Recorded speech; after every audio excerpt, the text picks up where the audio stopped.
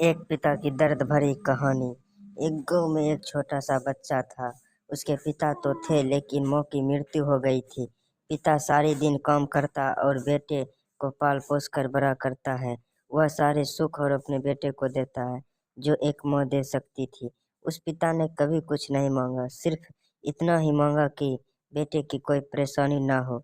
दिन बीतते गए, बेटा पढ़ लिख कर अच्छा जॉब भी करने लगा था और वह शहर में रहने लगा था। कुछ दिन बाद वह अपने पिता से मिलने आता है और कहता है, पापा मुझे कुछ पैसे की ज़रूरत है। मैं चाहता हूँ कि शहर में ही ज़मीन लेके अपना घर बना लूँ।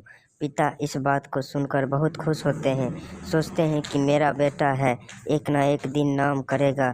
जिंदगी भर की बचाई हुई पूंजी निकाल कर अपने बेटे को दे देते हैं। बेटा शहर चला जाता है और ना उन पैसे से अपना घर बना लेता है। पिता इधर इंतजार करता रहता है कि मेरा बेटा फिर से आएगा, एक ना एक दिन तो मेरे पास आएगा ही। जाएगा कहाँ? उसके पास अब कोई नहीं जाता था, क्योंकि ना ही अब वो इस पिता के पास पैसे थे और ना ही रहने की जगह था। कुछ दिन बाद बेटा फिर लौट कर आता है और अपने पिता से कहता है, पापा अब आप दादाजी बनने वाले हो। पिता को बहुत खुशी होती है। इस बात को सुनकर वह कहते हैं, तुम मुझे मेरी बहू और पोता से कब मिलाओगे? बेटा कहता है, बस पापा थोड़े दिन और। पापा मुझे कुछ पैसे की ज़रूरत है, क्योंकि आजकल थोड़ा जॉब में खींच बीच हो रहा है, जिसके कारण से मुझे कुछ दिन के लिए सस्पेंड कर दिया गया है। पिता के पास कुछ नहीं रहता है देने के लिए, लेकिन फिर भी कहता है, अच्छा बेटा तू रुक, मैं अभी आता है पैसे लेकर बंदोबस्त करके। पिता बाद में महाजन से कुछ पैसे उधार लेकर अपने बेटे को दे देता है और बेटा पैसा लेकर शहर चला जाता है।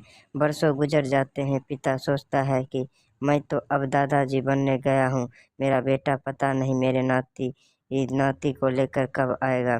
फिर सोचने लगता है समय नहीं मिलता होगा, इसलिए बेटा अभी तक नहीं आया, वरना आया जरूर होता।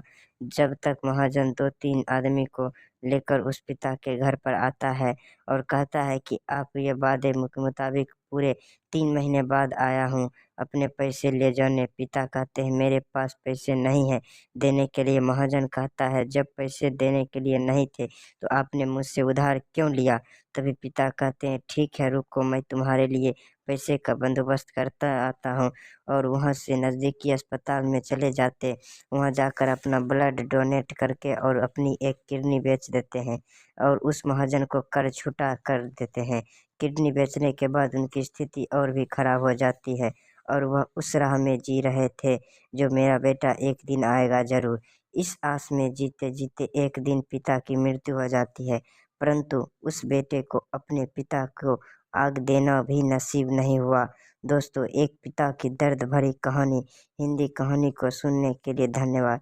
आपको ये कहानी कैसी लगी नीचे कमेंट करके हमें ज़रूर बताइएगा। अगर आपको ये कहानी पसंद आई हो तो ये अपने दोस्तों के साथ शेयर करना ज़रूर कीजिएगा। ऐसी ही प्यारी कहानी सुनने के लिए हमारे यूट्यूब चैनल से जुड़े रहें और हमारे चैनल को सब्सक्राइब करना ना भूलें और वीडियो को लाइक ज़रूर करें।